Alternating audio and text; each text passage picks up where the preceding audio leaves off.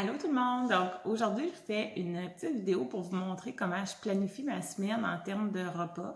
Ça aide surtout à éviter d'aller acheter des repas rapidement au restaurant parce qu'on n'a rien de prêt pour le souper. Fait que c'est bon pour la santé, puis surtout, ça sauve des sous pour notre portefeuille.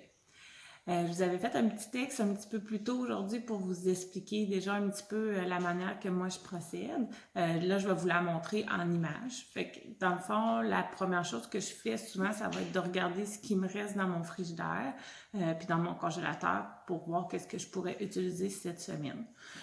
J'ai déjà fait l'exercice pour mon congélateur, donc j'ai toute cette petite liste-là. Surtout, ça va être des viandes que j'ai déjà préparées ou des viandes congelées. Donc, je vais partir de là pour préparer mes repas. Puis aussi, d'habitude, je vais faire un petit tour dans mon frigidaire. Fait que je vais vous la mettre dans mon frigidaire aujourd'hui. Fait que, il me reste ça ici. Fait que je sais déjà dans le fond que j'ai un chou-fleur et un brocoli qu'il faut que j'utilise cette semaine. J'ai des pains hamburgers aussi que je voudrais passer. Puis j'ai un petit peu de légumes ici. J'ai des courgettes, j'ai des tomates qu'il va falloir que je passe aussi cette semaine absolument. Puis dans mes fruits, je fais toujours un inventaire de ce qui me reste comme fruits pour voir qu'est-ce qu'il faut que je fasse. Il faut que je fasse de quoi avec des pommes parce que j'avais beaucoup de pommes qui sont en train de passer date un petit peu, d'être moins fraîches. Je vais regarder aussi s'il me manque de lait, de fromage pour être sûr de rien manquer.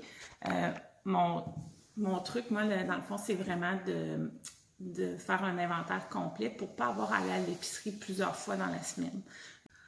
Donc, une fois que mon inventaire est fait, c'est là que je vais décider, je vais regarder dans le fond c'est quoi mes possibilités pour les repas de la semaine. Je vous l'avais mentionné dans mon petit texte, donc j'essaie toujours d'intégrer les enfants à la décision. Donc, ils vont choisir chacun un souper par semaine. Je leur laisse quand même le choix assez libre, donc des fois, c'est pas toujours super santé. Là, ça va tourner souvent autour de pizza, spaghetti, pâté chinois. On essaie de les guider un petit peu dans leur choix par rapport à ce que j'ai dans mon frigidaire, mais on leur laisse quand même un choix assez large pour qu'ils se sentent, dans le fond, intégrés dans les choix, puis qu'ils apprennent aussi à faire leurs propres choix. Donc là, je leur ai fait choisir. Ils ont choisi pour cette semaine du pâté chinois, évidemment, puis des fettuccini Alfredo. Mais moi, je fais la recette de cuisine des fettuccini Alberto là, qui sont faites avec du chou-fleur. Donc, c'est parfait. J'ai un petit peu poussé mon fils dans cette direction-là parce que je voulais passer mon chou-fleur que j'ai dans le frigidaire.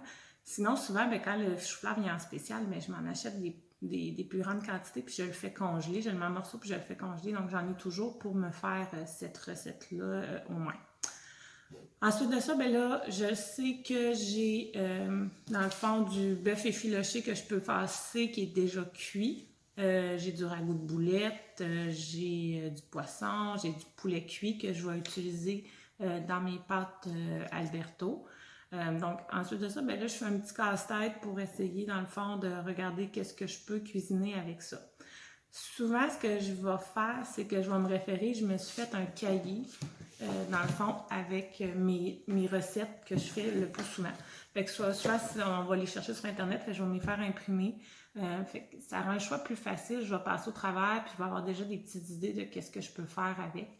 Donc, avec ce que j'avais, j'ai fait mon petit casse-tête. Là, comme vous voyez, j'ai pas mis mes dîners encore. Donc, j'ai commencé par mes soupers parce que souvent, c'est plus facile. Fait que, dans le fond, ce qui me restait, je vais faire des quesadillas. Donc, j'ai du bœuf effiloché déjà de cuit. Donc, ça va être super facile. Là, je prends 2 tortillas, je mets ma viande. Puis, dans une, je rajoute des légumes. Dans l'autre, non, parce que j'ai un conjoint puis une petite fille très difficile. Puis après ça, on met du fromage, on met ça au four. Donc, c'est super facile. Ça se fait bien la semaine. Je vais faire des pâtes au brocoli puis au saumon. Le saumon est en spécial cette semaine à mon épicerie, donc je vais acheter du saumon pour pouvoir faire mes pâtes. Quand il n'est pas en spécial, souvent je vais acheter des cannes de saumon. Il y en a une compagnie qui est sans arête, sans peau, là, donc on fait juste vraiment ouvrir la canne, on met ça dans nos pâtes directement, donc c'est super facile. Puis j'ai des sacs de ragoût de boulettes déjà congelés, donc je vais me faire décongeler ça. Donc comme vous voyez, j'ai pas beaucoup de recettes à faire, donc c'est ça que j'essaie de faire le plus possible. J'essaie d'en faire des plus grandes quantités quand je fais une recette, comme mes pâtes Alfredo, mais la sauce, j'en fais toujours. Ça me donne toujours comme 2 repas, donc je vais déjà avoir un plat de sauce Alberto déjà prête pour un prochain souper. Mes quesadillas, dans le fond, mon bœuf, je vais tout le passer, mais il est déjà cuit, donc j'ai même pas à le cuisiner. Puis après ça, ben, dans le fond, mon ragoût de boulettes, c'est la même chose, il est déjà fait. Donc, je vais juste avoir à faire des légumes avec ça, donc ça va être super facile. Mes légumes, souvent, ben, je vais les préparer au début, tu sais, comme aujourd'hui. Donc, je vais tout éplucher mes patates, mes carottes et tout ça. Donc, je me coupe ça déjà, je mets ça dans des plats avec de l'eau. Puis, on les a déjà de près dans le frigidaire. Donc, pour le soir de semaine, ben, il reste juste à le faire cuire. Donc, c'est vraiment facile. Je pourrais les faire cuire d'avance aussi, mais souvent, on a le temps de le faire. Donc, pour ça, ça ne nous stresse pas trop. Mais au moins, c'est déjà coupé puis épluché, lavé, tout ça. Donc, c'est super facile. Donc, j'ai complété aussi mes dîners. Mes dîners, ben, dans le fond, cette semaine, ce que je planifie faire, parce que j'ai des courgettes, j'ai des zucchinis à passer aussi. Donc, je vais me faire des zucchinis farcis pour un dîner. Je prends la recette de cuisine futée, je vais vous la mettre en lien. C'est une super de bonne recette, super facile à faire. Je vais aussi faire des Buddha Bowls. Ça, c'est une recette que j'essaye. Je ne l'ai jamais faite encore, mais je trouve que ça se fait bien pour les lunchs. Je vais vous mettre aussi la recette en lien. Puis, je vais vous prendre une petite photo une fois que ça va être fait pour vous montrer de quoi ça a l'air. Donc, c'est fait avec des pois chiches. La recette que j'ai, moi, elle se fait avec du riz sauvage. J'en ai pas, puis j'ai pas l'intention de l'acheter.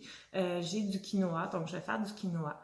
Ça aussi, c'est un aspect qu'il ne faut pas négliger quand on fait une recette puis qu'on a un ingrédient que soit on n'a pas ou qui n'est pas en spécial à l'épicerie, mais il ne faut pas nécessairement se forcer à l'acheter.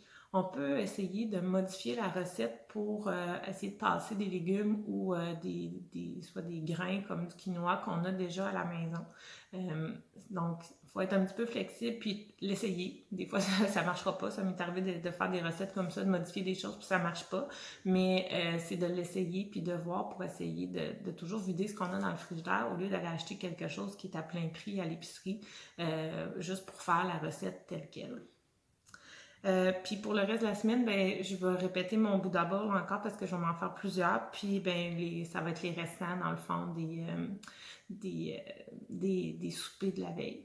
Je suis encore chanceuse, j'ai pas de lunch à faire pour le dîner pour mes enfants. Donc l'année prochaine, ça va être un autre défi. On regardera ça ensemble, je vous tiendrai au courant.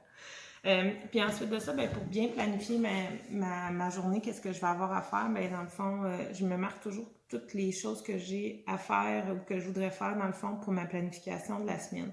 Fait comme ça, je suis sûre de rien oublier. C'est plus facile aussi, là, je coche une fur et à mesure que c'est fait.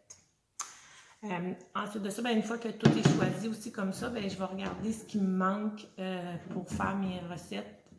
Ce qui me manque dans mon frigidaire pour être sûre qu'il ne me manque rien. Donc, je vais marquer ça sur une liste. Ça peut être une liste papier. Moi, je la fais dans mon cellulaire. Je trouve ça plus facile. Puis ensuite de ça, ben, on s'en va à l'épicerie puis on prépare toutes les choses. Les choses, ben, c'est à votre choix, là. Moi, je les prépare toutes la même journée pour que ça soit fait pour la semaine. Je trouve que c'est plus facile. Souvent, les gens vont dire « Ouais, mais on n'a pas trop de temps la fin de semaine, puis tout ça. » À force de le faire, bien, ça devient quand même un automatisme, puis ça devient plus facile. Moi, souvent, je vais le faire le soir pendant que mes enfants vont dessiner au comptoir ou vont faire des leçons. Donc, à ce moment-là, je le fais en même temps, puis je les aide, donc ça facilite les choses. On essaie de faire du multitâche, là, mais souvent, ça va être plus bénéfique, puis toutes mes choses vont être prêtes pour la semaine. Ça met beaucoup moins de stress pour la semaine.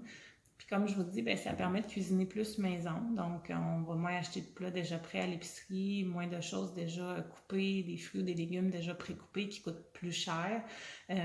Puis surtout, bien, ça va être meilleur, là, c'est ça, pour votre santé, puis meilleur pour votre portefeuille. Donc, j'espère que vous avez aimé la petite vidéo.